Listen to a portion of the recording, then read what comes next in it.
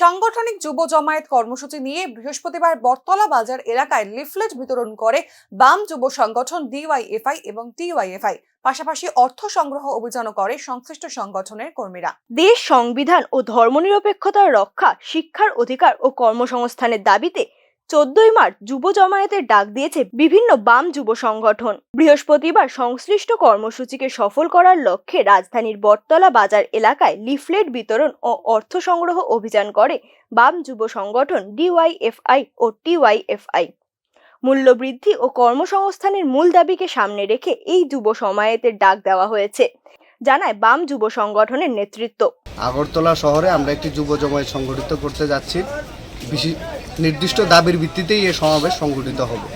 এই সময়ে আপনারা সবাই জানেন যে প্রতিনিয়ত নিত্য প্রয়োজনীয় যে দ্রব্য তার একদিকে যেমন মূল্য বৃদ্ধি হচ্ছে, আরেক দিকে হচ্ছে বেকার যুবকদের হাতে কাজ নেই, এবং অন্যদিকে এই যুবক যাতে কাজের দাবি না করতে পারে ফলে ওদেরকে নেশার দিকে ধাবিত করা হচ্ছে।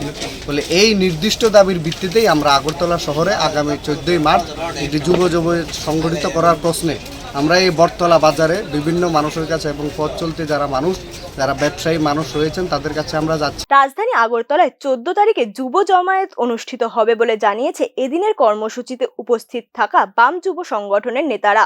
তাদের দাবি, সাধারণ মানুষের কাছ থেকে এদিন ভালো সাড়া পেয়েছেন তাদের সংগঠনের কর্মীরা। Bureau report, news now, Agartala.